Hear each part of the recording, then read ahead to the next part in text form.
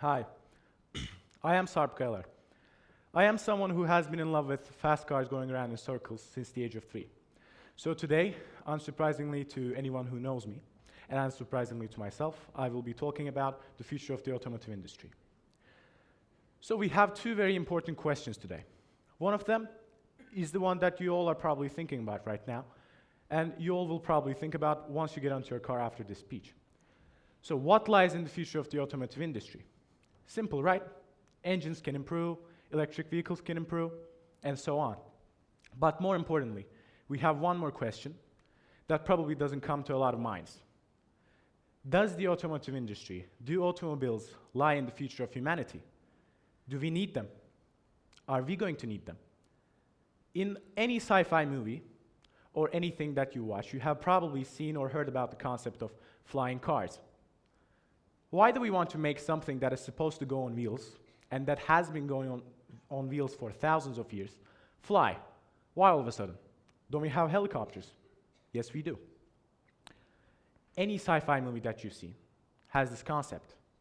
But why does it? Are we going to need cars at a certain point?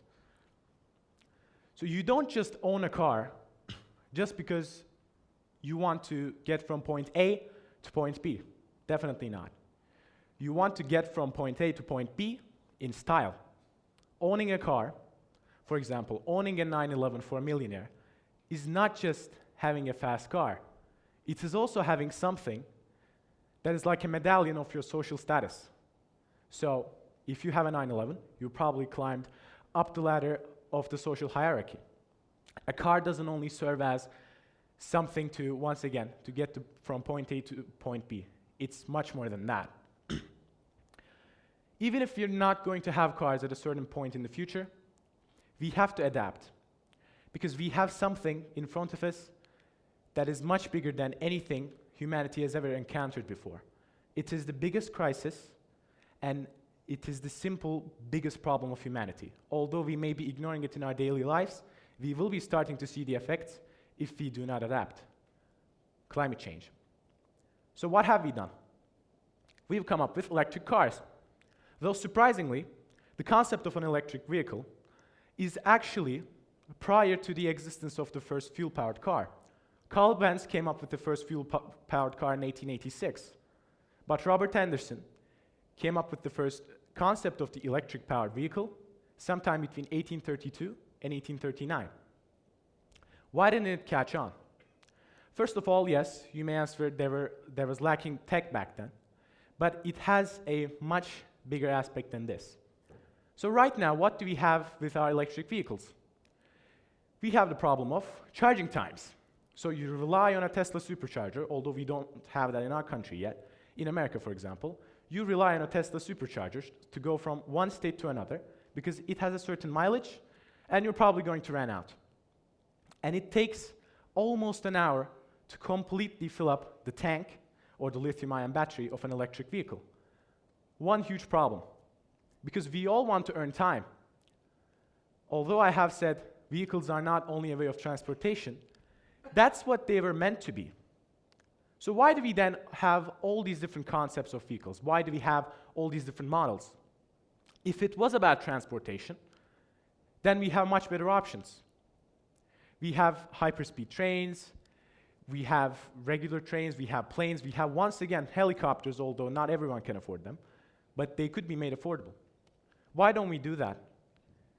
Because the concept of a car applies to a lot of people in lots of different ways. I have said I have been interested in cars since the age of 3.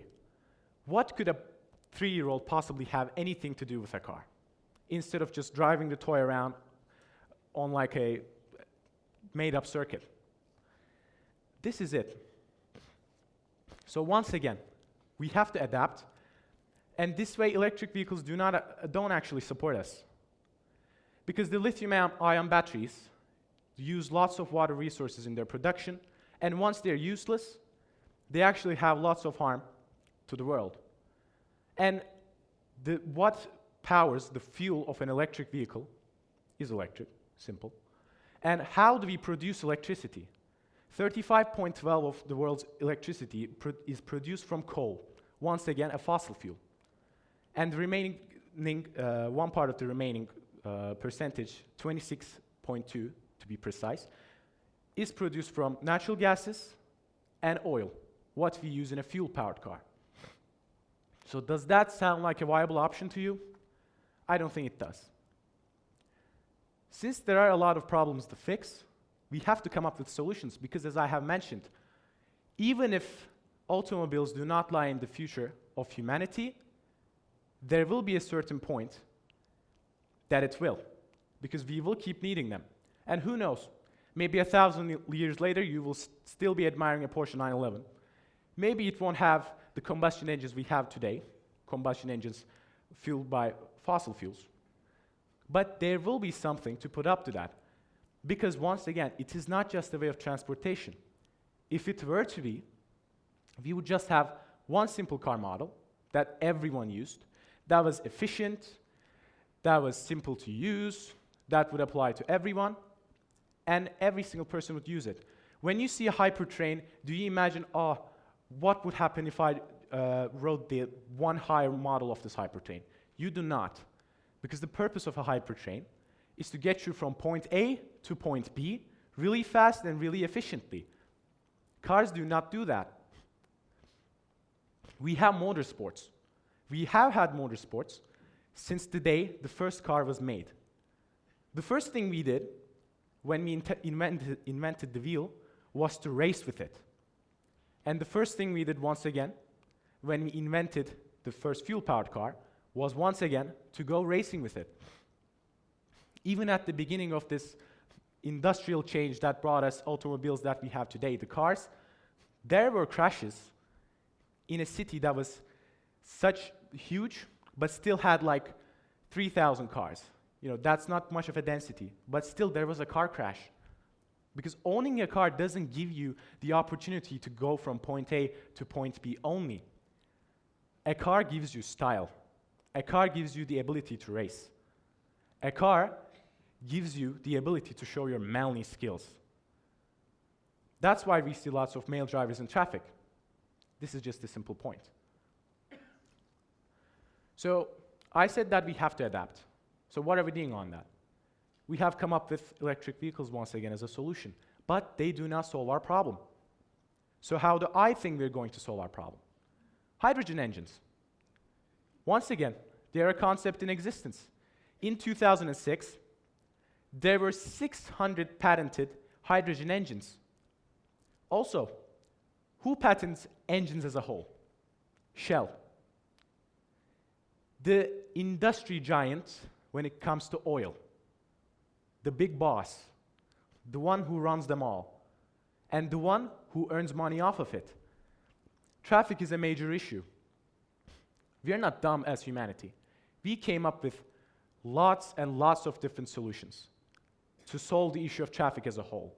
Lots of engineers have come up with more than one solution. But why don't we use them? Because time is cash. Every single second you spend on a red light while carbon dioxide comes out of your exhaust is one more buck that's going to Shell, the big boss who gives patents to all engines. So we had the solution since 2006, and it's probably before that. And why have none of you seen a hydrogen-powered engine yet? Or why aren't any one of you going to go home with a hydrogen-powered engine? Because once again, the big boss doesn't allow us yet. But I have also mentioned that we have climate change, this monster, this beast that we have created on our own. The biggest problem that we are going to face was created by humanity themselves. What is probably going to make us go extinct, and what has made thousands of species go extinct, is something that we have created. We have become our own death. So at this point, it's unavoidable. Because without humans, who is Shell going to sell their gas to? So we have to come up with certain solutions that are going to solve the problem to an aspect where the big boss still earns the money, But still, there are humans around to drive the cars. So why have I mentioned hydrogen engines? Because we need a different solution, and we need it right now. Because every single second, every single mile you drive with a fossil fuel-powered car, or even an electric vehicle,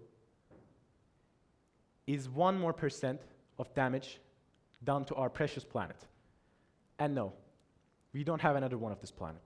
At least not yet, and at least not for a while. Probably not in our lifetimes. So what is a hydrogen engine?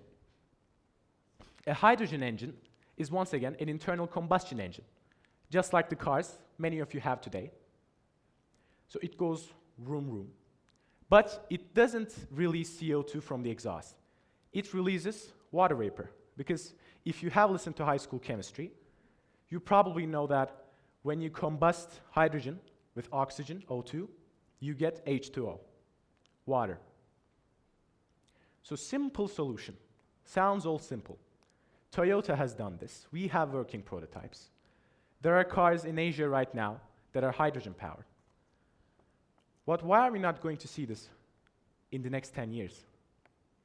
Because still, a car is not just what you think it is. Although some of you may be using a vehicle for its economics, for its simplicity, for it to be efficient, it definitely is something much more than that. And first, as a species, we have to solve the problem in our minds and then apply that to the machines that we have created. So, I would like you to think, when you're going home with your cars that are still probably fossil fuel powered, what am I going to be driving in the next 10 years? Or more importantly, if we come back to the first and the most important question, am I still going to be driving this? Is my child still going to be driving this in the next 50 years? Thank you.